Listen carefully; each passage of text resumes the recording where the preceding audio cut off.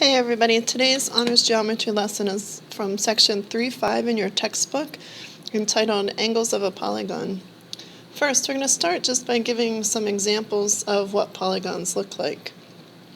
For example, a polygon could be a triangle. It can be any four-sided figure. It might even be a figure where one of the sides is kind of pushed in, and we'll talk more about that figure later. Some examples of things that are not polygons are anything that is not a closed figure, like that. Anything that has any type of curve to it as part of its shape.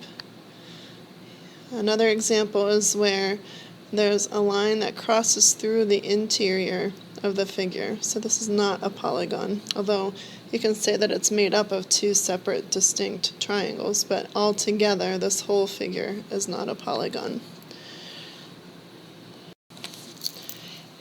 So more specifically, in a polygon, each segment intersects exactly two other segments, one at each endpoint. So in this example, for instance, this segment in the triangle intersects with the two other sides, one at each endpoint. And you can do that all the way around the figure. And if you take a look at the not polygons, this one, the one where the lines cross, this segment does intersect with two other segments, one at each endpoint. But if we take a look at one of these segments in the center, it intersects with two segments, one at each endpoint, but it also intersects with another segment in the picture. So that's another reason why that is not a polygon. The other stipulation is that no two segments with a common endpoint are collinear. So this would mean that if we had a segment going from here to here with endpoints, we can't just have another segment that forms a straight line with that side. So you can't have a side that's made up of two separate segments like that. When we speak of polygons, they have to fall into one of two categories. They can either be convex polygons or they can be concave polygons. A convex polygon is a polygon such that no line containing a side of the polygon contains a point in the interior of the polygon. And these are the shapes that we'll be studying this year. So from now on, whenever you see the word polygon, we can assume that we are referring to a convex polygon. A concave polygon, by contrast, has a line that contains a side of the polygon that also contains a point in the interior. So if you take a look at my example, this point is in the interior. This side contains that point, and so does this side.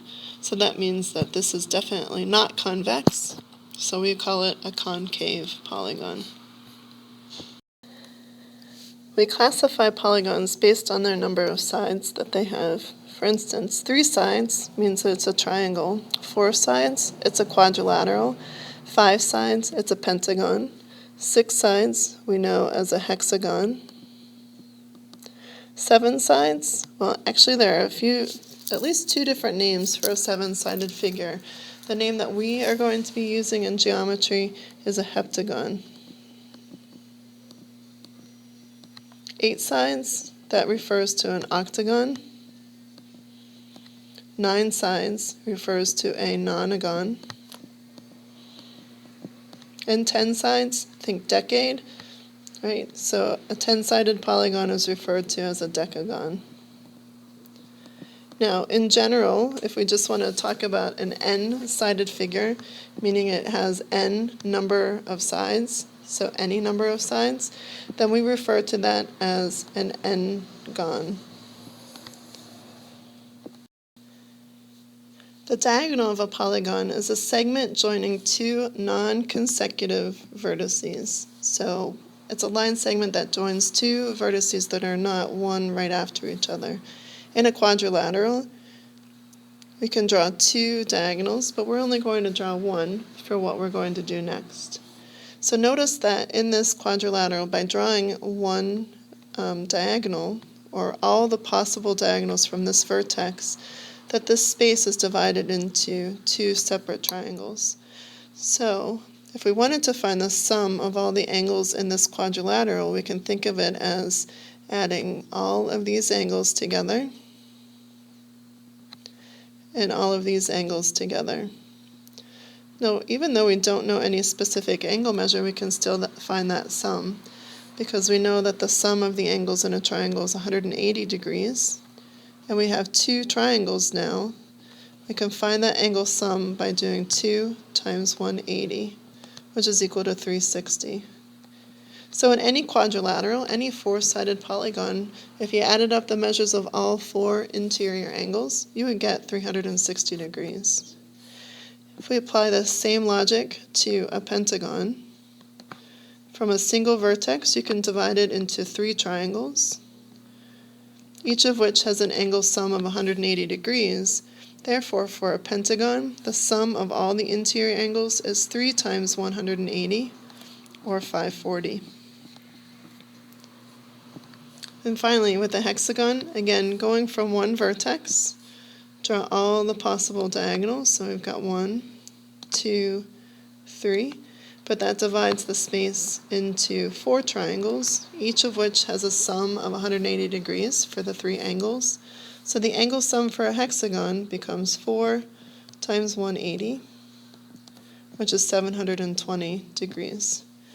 So from this observation, we're going to come up with a little formula for any sided figure.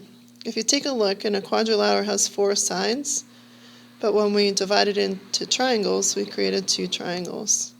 For the pentagon, 5 sides became 3 triangles. And for a hexagon, 6 sides became 4 triangles. Notice that the number of triangles created is always 2 less than the number of sides. So, to find the sum of the measures of the interior angles of a convex polygon with n sides, we simply want to use the formula n minus 2, the number of sides minus 2, times 180. And this is given to us formally in our textbook as Theorem 3-13.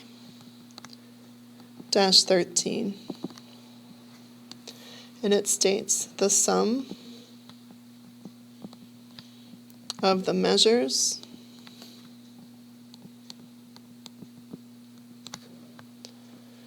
of the angles of a convex polygon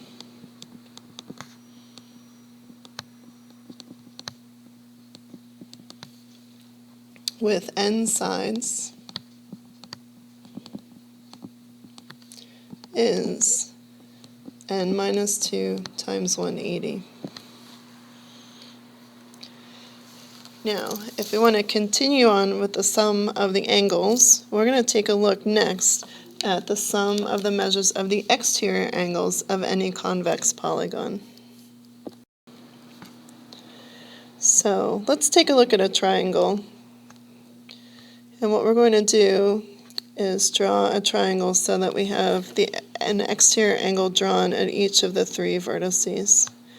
So imagine if this angle has a measure of 70 degrees, and this angle has a measure of, let's say, 60 degrees. And this angle would be forced to be 50 degrees, because the three angles, again, have to add up to 180 degrees. If we wanted to find the sum of the measures of these exterior angles, all of which are going to be different, we can say that because this is 70 degrees, it's supplementary to its exterior angle of 110. If this is 60, then this angle would be 120. If this is 50, then this angle would be 130. Now let's take a look at the sum of these three angles, 120, 110, 130. And notice that we come up with 360 degrees. Well, let's check this out with a different shape. Let's say a square, for example. It's easy to take a look at this square. I should have extended those sides a little bit sooner. If it's a square, we know that each of the angles is a right angle, and that forces each exterior angle to be a right angle as well. So each exterior angle, we have 1 at each vertex. We can find the total of those just by simply taking 4 times 90, and we get 360. Right, right. It's not really a coincidence. We can prove this pretty easily, that no matter what shape your figure is, for a convex polygon that is, doesn't work for concave polygons, if you have one exterior angle at each vertex and you add them up, the sum is always 360 degrees. And this is theorem 3-14. So the theorem actually states the sum of the measures of the exterior angles of any convex polygon, one angle at each vertex, is 360 degrees. So that's our magic number. For those exterior angles, one at each vertex, the total is always 360. For example, if we take a polygon that has 16 sides, so let's just say a polygon has 16 sides. I can ask you to find the sum of the measures of the interior angles.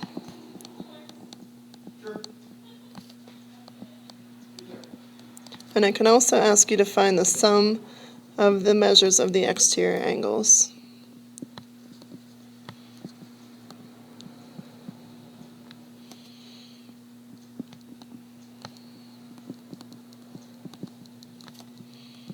Now when I say it that way, I do mean one angle at each vertex. That's just assumed from this point on. So for a 16-sided figure, we don't want to go through the process where we actually try to draw the 16-sided figure and then draw the diagonals. There's no need to do that now that we have our little formula, and it would be kind of frustrating to try to draw that. So that's why we use the theorem and the formula. So again, the theorem says that the sum of the interior angles of an n-sided figure is equal to n minus 2 times 180. So we simply want to plug in what n is. N represents the number of sides, so n is 16. So do 16 minus 2 times 180. Or take 14 times 180, and we end up with a grand total of 2,520 degrees. Now for part B, the sum of the measures of the exterior angles, that's easy. It's just 360. Remember that magic number? So all the exterior angles of any convex polygon, as long as there's just one at each vertex, is 360 degrees. So if we take our polygons and we construct them so that all of the sides are congruent and all the angles are congruent, we get what's called a regular polygon. So by definition, a regular polygon is a polygon that is equilateral and equiangular. So a few examples of that would be an equilateral triangle. All three sides are congruent, all three angles are congruent. A square is a regular polygon. All four sides of a square are congruent, all four angles are congruent. A regular pentagon might look something like this. Notice I'm not measuring anything, but I'm just going to mark all 5 sides congruent and all 5 angles are congruent. Now the great thing about regular polygons is that you can find the measure of each individual interior angle. If you first do the sum, n minus 2 times 180, and then you divide by the number of sides that you have. For instance, with a triangle, that's easy. We know the angles add up to 180 degrees. We have 3 of them, so each angle in an equilateral triangle has to have a measure of 60 degrees. With a square, 4 sides, 4 minus 2 times 180, and then we're going to divide by 4. So obviously 4 minus 2 is 2. 2 times that 180 is going to be 360, and 360 divided by 4 gives us 90. With a pentagon, if I want to find out the measure of each individual angle in a regular pentagon, in other words, this only works if it's a regular polygon, we would take 5 minus 2 times 180, and then divide it by 5. So we're going to take 3 times 180, and I wrote 5. Let's try that again. 5 minus 2 gives us 3 times 180, and we want to divide by 5. So we're going to have 3 times 180, which is 540, and divide by 5, And we find out that the measure of each angle in a regular pentagon is 108 degrees. So for our final example, let's go back to that six-sided figure that we talked about in example 1, but now let's make it a regular polygon. So let's say this regular polygon has 16 sides, just like the other one, but now we know that it's regular. So all of the sides are congruent, all of the angles are congruent. And I might ask you to find the measure of each interior angle.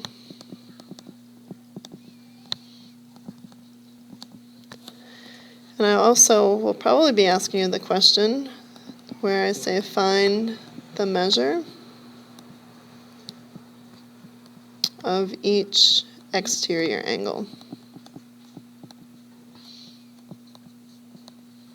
So for the measure of each interior angle, remember we want to start off with a total, n minus 2 times 180, and then we want to divide by n. So we're going to start with 16 minus 2 times 180, and then we'll take and divide it by 16.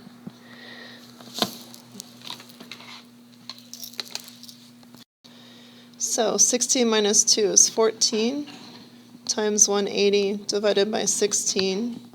14 times 180 gives us 2,520. And then if we divide it by the 16 angles that we have, each interior angle will have a measure of 157.5 degrees. And yes, an angle can have a measure that is not a whole number. For the measure of each exterior angle, remember the magic number, the exterior angles have to add up to 360 degrees. We have 16 of them, so divide by 16, because we're only drawing one at each vertex. And 360 divided by 16 gives us an angle measure of 22.5 degrees. Now, keep in mind that the problems are not always going to be this straightforward. You might have to work backwards to find the number of sides. So I want you to try the homework on your own first, and then we'll go over questions in class. But if you really get stuck, you know that I'm available for extra help both before and after school. All right, good luck.